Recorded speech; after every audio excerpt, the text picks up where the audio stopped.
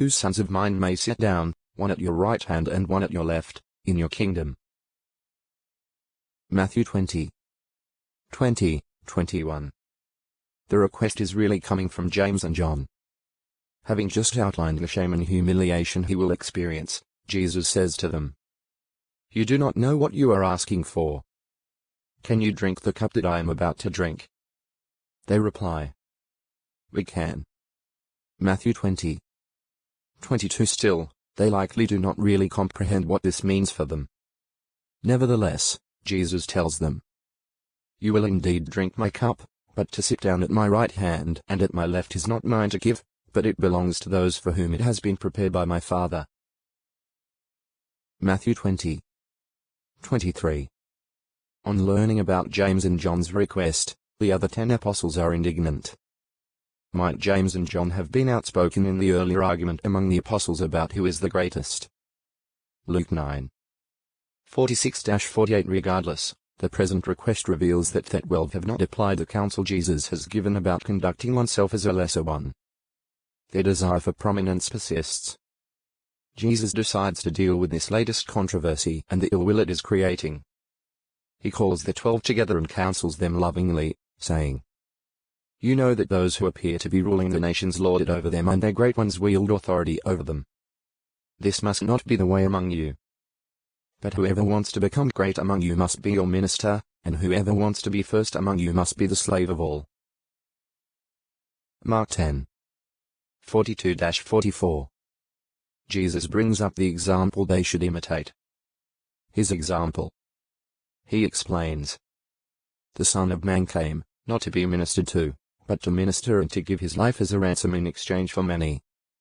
Matthew 20:28. For some 3 years, Jesus has been ministering in behalf of others.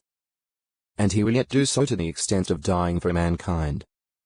The disciples need that same Christ-like disposition of desiring to serve rather than to be served, to be a lesser one rather than to be in a position of prominence. Jesus again foretells his death dealing with the apostles' desire for prominence. What does Jesus do to prepare his disciples for what lies ahead? 2 apostles make what request of Jesus, and how do the other apostles react? How does Jesus deal with his apostles' interest in being prominent? 98:229. Jesus and those traveling with him arrive at Jericho, which is about a day's journey from Jerusalem. In a sense, Jericho is a double city, the oldest city being about a mile from the newer Roman city. As Jesus and the crowds make their way out of one of these cities and approach the other, 2 blind beggars hear the commotion. One of them is named Bartimaeus. On hearing that Jesus is passing by, Bartimaeus and his companion begin shouting, "Lord, have mercy on us, Son of David." Matthew 20:30. Some in the crowd sternly tell them to be quiet, but the 2 cry out even louder. Hearing the disturbance, Jesus stops. He asks those with him to call whoever is shouting.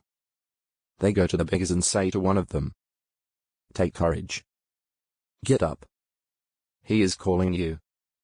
Mark 10:49. Excitedly, the blind man throws off his outer garment, leaps to his feet, and goes to Jesus. "What do you want me to do for you?" Jesus asks. Both blind men plead, "Lord, let our eyes be opened." Matthew 20:32-33. Moved with pity, Jesus touches their eyes and, particularly to one of them, says, "Go. Your faith has made you well." Mark 10:52. The 2 blind beggars receive sight, and doubtless both begin glorifying God. Seeing what has happened, the people also give praise to God. The formerly blind men now begin to follow Jesus. There are tremendous crowds around Jesus as he passes through Jericho. Everyone wants to see the one who has healed the blind men. The people press in on Jesus from every direction. Hence, some cannot even get a glimpse of him. That is true of Zacchaeus. He is chief over the tax collectors in and around Jericho. Because he is short, he cannot see what is going on. So Zacchaeus runs ahead and climbs a sycamore or fig mulberry tree along the route that Jesus is taking. From up there, Zacchaeus gets a good view of everything. As Jesus draws near and sees Zacchaeus up in the tree, he says, "Zacchaeus, hurry and get down, for today I must stay in your house."